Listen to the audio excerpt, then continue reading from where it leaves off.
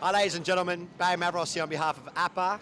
I am interviewing the famous Vinny Calabrese this afternoon after his post-match interview after he just played Joe Chow. Vinny, good afternoon and welcome, and thank you for doing this interview with me. Oh, with you, Barry, anything, You put so much time in the game, and I'm happy to say a few words, especially after a good match. I was quite pleased with it. Well, you had an 8-3 result just now against Joe Chow. There were a couple of, I felt, moments where the match could have gone, there could have been a couple of turning points, but, you recovered well and you ran out some difficult racks. For me, it came down to a lot of breaking. You did a few dry breaks during that match, which were concerning, but you ran out some difficult racks in the meantime. No, I mean, in the first match, I didn't really make any balls. And I've tried the second ball break, front ball break. And everyone, but no one's sort of had automatic breaks. I don't know what it is. Normally it's a bit easier. But as with Joe, 8-3, like Joe missed a couple, he's snookered himself in the first. And Joe's, you can't take him too lightly.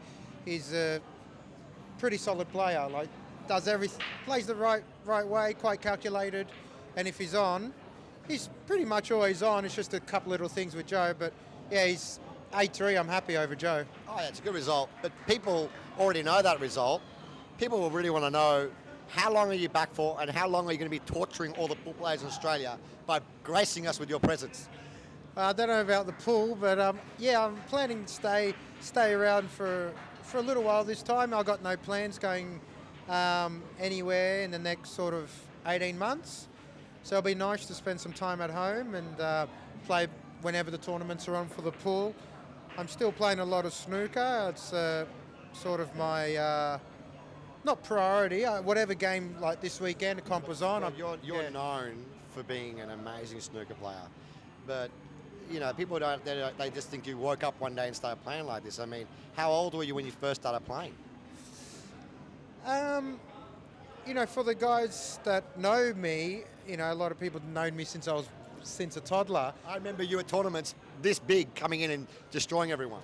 Oh, I don't know about that, but yeah. They out there at home don't know. I mean, who is the Vinny? Who is really Vinny Calabrese? It's a bit of a sort of a little bit elusive now, I guess, because I haven't been around for a few years.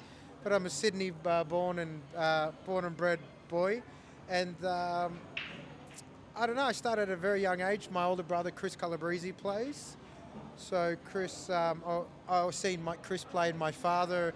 We had a pool hall at the time. I started when I was about 6, or even younger. I remember hitting balls on the floor, and then as soon as I was tall enough, with the help of with a box. Hold on. Hang on. You used to play on the floor? Yeah, well, I was so tiny. I just had a little half stick cue and shot balls into a hat. How old are you? 3? Well, I was still just toddler, 4 years old, and just hitting the balls into a hat on the floor. Brilliant. Or a cup. That's brilliant. And then even when I was still quite short, I used to use the box straight onto the full-size table. Wow. So I think that set me up fundamentally great for all the games, but especially pool. I'd never played too much pool when I was younger, but I was always not bad at it because I could pop balls. I can just imagine you in my mind now walking up to when you're 4 years old going, "Hey mate, you want to play for some money?" Wasn't that early. So look, everyone remembers when they had their first one. Everyone who's a snooker player remembers when they had their first one. You're yawning. You're yawning. No, I'm not a good sleeper. No, but first one what? No, everyone remembers their first one as a snooker player. How old were you when you made your first century, and where was it? How did it happen? I think I was 14. It's been so long now, and normally you do remember it. I remember at the time it was it was everything. 14, I think it was 14. If I'm going to choose one, it was 14, not 15. But when I was 10, I had an 86 break. You were 10 years old and you had an 86 break? It was only in a training match against probably Chris or someone. And then when I was 17, I managed to get a 145, which was my highest. And then a few years later, I had my first maximum. Okay, so what was the maximum in a match or in a practice? When was it? No, I didn't graduate straight to a match to a maximum. No, it was actually against one of the guys here, Andrew Samagia. I was at City Tats. Yeah, I remember that because he reminds me every time I see him. He says I'm the greatest player ever, which I don't mind hearing. So, all right, so you're back. You were in Portugal for a few years. Yeah. You're now back in Sydney, and you'd be obviously, like I said before, and look, Vinny's a very good friend of mine. As you can probably tell from the interview, we have a really good bond, and I'm best mates with his big brother, and I consider Vinny family. But out there at home, they don't know much about you or me. And so, I want to give them a background. I knew that you used to play as a little kid, knocking balls into buckets on the floor. Yeah. I've pretty heard all the much. stories, and to the people out there at home, you're a living legend in Australian cue sports. You really are. Well, you know? I'm sort of, maybe I'm sort of getting to that level, my snooker's doing all right, I've been, it's black and white, but I've been dominating the Australian snooker scene, which has only been a most recent thing, I was always pretty good before, but it's sort of, you ask most people, it's no doubt that I claim myself as the best Australian cue sports player in Australia right now. Wow. I'm number one in the country for snooker, and you could arguably say Justin and I are the two best in the country. Mm-hmm. Well, there's been an argument to say, why don't we get you guys to go and play the World Cup of Pool for us one year? I mean, that's a distinct possibility. I think that would be a very good pairing. The fire and the ice, if you will. You're the fire, and he'd be the ice. He's more of a, cool on the table. He is. Justin, I actually spoke to him a couple of months back, saying the same thing. And I think if Australia was to put a team forward, us two would. It doesn't mean we'll do the best, but I mean, with our capabilities, we both could cause some trouble, because he's a phenomenal player. He's such a, I think it'd be good for me too. He's a lot more. I wouldn't say any more disciplined than me, but he's just such a tough player. He's such a mentally tough player, and such a he's got everything. He's very tenacious, never gives up. I've played many great games with him. He's.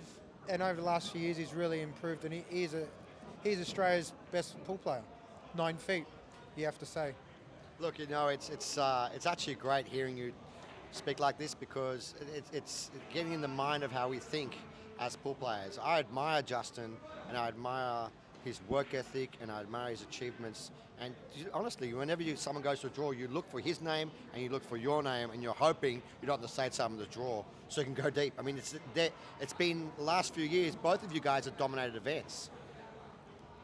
Well, I mean, he has. I haven't been around, but... But before you left, you were dominating, and then you were gone for 5 years. Danny was showing his face every now and then. When Danny's on, he's as good as us two. He has flashes in the pan, but when he does, he's hard to handle. You got George Artis from Adelaide. Mikey's a very, I probably prefer Mikey's game. Is a lot more measured. Yeah, you'd say. Steady. Kurt's here this weekend. Kurt Dunham here is great. To be laughed at. Yeah. What about on the for the ladies out there at home that want to know as well on the love scene? Are you available, because you're an eligible bachelor? Is that correct? Depends who's watching this. You got me in it there. You put me in it there. Put you on the spot. Yeah. Nice. Look.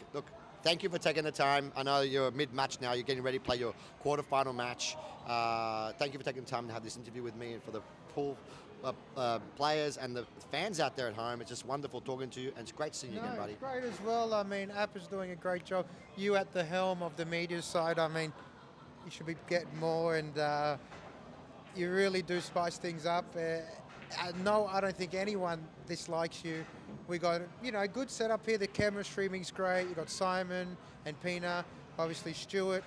Thanks for everyone, Appa. It's I look forward to playing the events. Well, dude, thank you so much, huh? And Cheers, thank you guys. guys out there for home for watching. Vinny Calabrese, ladies and gentlemen. Thank you so much.